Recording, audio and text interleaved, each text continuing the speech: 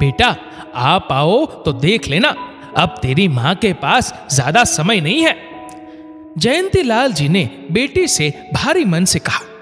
गरिमा की आंखों से आंसू थमने का नाम नहीं ले रहे थे। ससुराल वालों को भी उसके आंसुओं की आदत हो चुकी थी, क्योंकि गरिमा की मां को कैंसर है।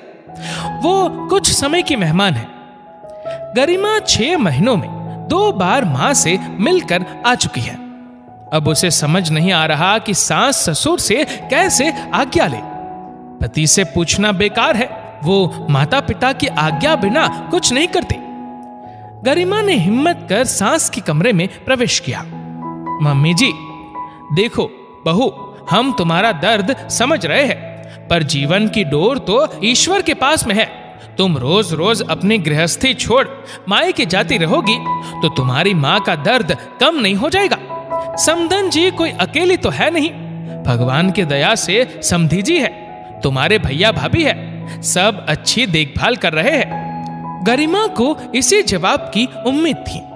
गरिमा ने अपना मन पक्का किया और घर के कामों में व्यस्त हो गई, लेकिन फिर भी सारा ध्यान मां में लगा हुआ था। एक बेटी बहू बनने के बाद कितनी मजबूर हो जाती है। लाख बेटा बहू सेवा कर रहे होंगे, पर एक बेटी की तड़प, उसके मन की व्यथा कोई नहीं समझ रहा। ऊपर से सासू मां का ये कहना, हम तुम्हारा दर्द समझते हैं लेकिन कोई नहीं समझता। कुछ दिन बाद गरिमा की मां ने दुनिया से विदा ले ली। गरिमा मायके पहुंची। उसने महसूस किया मां भले 1 साल से बेड पर थी, तब भी घर में रौनक थी, पर आज उनके जाने के बाद उसका मायका सुनसान और उजड़ा हुआ लग रहा था। गरिमा और गर्वित दोनों भाई बहन गले मिलकर खूब रोए। पिता दूर खड़े मजबूत बनने की नाकाम कोशिश कर रहे। उन्होंने पास आकर गरिमा को गले लगाया और बोले, बेटा तुम थोड़ा पहले आ जाती तो शारदा के कलेजे को ठंडक मिल जाती, पर ठीक है, अब बेटी की अपनी गृहस्थी भी है। पहली बार गरिमा को अपनी बेटी होने का अफसोस हो रहा था। माता पिता ने परवरिश में कभी महसूस नहीं होने दिया कि वो बेटी है, पर ससुराल वालों ने उसे बहू के फर्ज याद दिलाकर एहसास करा दिया कि बेटे बेटी में बहुत फर्क है। दाह संस्कार हो गया। 12वें दिन तक सब रिश्तेदार चले गए।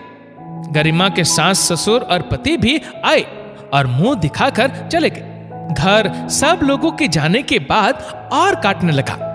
मां की याद और सताने लगी। गरिमा ने अपना बैग भी बना लिया। उसकी भाभी शीतल एक लाल चुनरी में बंधी मां की चूड़ियां लेकर गरिमा के पास आई। दीदी, आपको मम्मी ने अपने अंतिम समय में बहुत याद किया। आपको ये चूड़ियां वो अपने हाथों से देना चाहती थी, लेकिन आप आ नहीं पाई। सो ये चूड़ियां मम्मी की अंतिम निशानी है, जो उन्होंने मुझे आपको देने को कहा था। गरिमा मां की सोने की चूड़ियों को सीने से लगा जोर जोर से रोने लगी। माफ कीजिएगा दीदी, मां के इलाज में काफी खर्च हो गया, इसीलिए फिलहाल हम आपको इससे ज्यादा कुछ नहीं दे पा रहे, पर जल्दी ही कुछ इंतजाम कर हम आपको भिजवा देंगे। शीतल की आंखें झुकी हुई थी। गरिमा ने सारी चूड़ियां भाभी के हाथों में पहनाकर एक चूड़ी अपने हाथ में पहन ली। भाभी, आपके हाथों में ये चूड़ियां मुझे मेरी मां के होने का एहसास कराएंगी। जहां तक बात अंतिम निशानी की है, सो मैं आशीर्वाद स्वरूप एक चूड़ी रख लेती हूं। दीदी, आप क्यों मुझ पर पाप चढ़ा रही है? शीतल ने चूड़ियां उतारते हुए कहा। भाभी, अब आपसे ही मेरा मायका है, आप ही मेरी मां हो। आपको पता है, मां मेरी खुशी के लिए कुछ भी करती थी। अब आप जान लो, मेरी खुशी इसी में है। बस मेरे मायके को इसी तरह से महकाए रखना, मेरी यही चाह है। मुझे कभी मां की कमी महसूस मत होने देना। गरिमा भाभी के गले लगकर रोने लगी। कमरे के बाहर खड़े जयंतीलाल जी भीगी पलकों के साथ आसमान को निहारने लगे। देख रही हो शारदा, भाभी और ननद आज मां बेटी बन गई।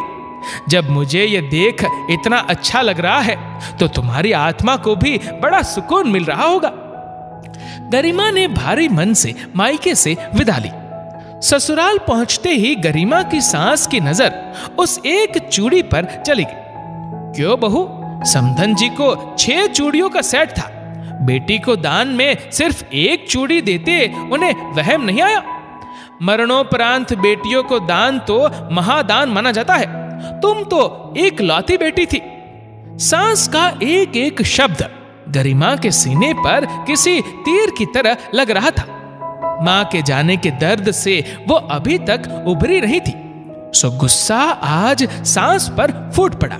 मम्मी जी, मैं कोई अकेली नहीं, मां की सेवा के लिए मेरी भाभी बैठी है, ऐसा आपने कहा था। जीवन के अंतिम क्षणों में भी मेरी मां मेरा चेहरा देखने को तड़पती रही। जब भाभी ने सारी चूड़ियां मुझे दी तो मैंने उन्हें ही पहना दी और कहा, इन पर पहला हक आपका है, क्योंकि आपने अंतिम समय तक उनकी सेवा की। मैं तो मेहमानों की तरह पहुंची। गरिमा इतना कह अपने कमरे में आ गई। सास का चेहरा उतर गया, वो कुछ बोलने योग्य ना रही।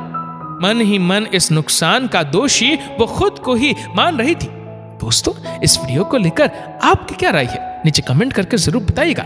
और अगर आपको ये वीडियो अच्छा लगा हो तो इस वीडियो को लाइक करिएगा, शेयर करिएगा ज्यादा से ज्यादा लोगों तक, और ऐसे ही और भी इंस्पिरेशनल वीडियोस के लिए सब्सक्राइब करें हमारे यूट्यूब चैनल को और फेसबुक पर फॉलो करें हमारे पेज को। धन्यवाद।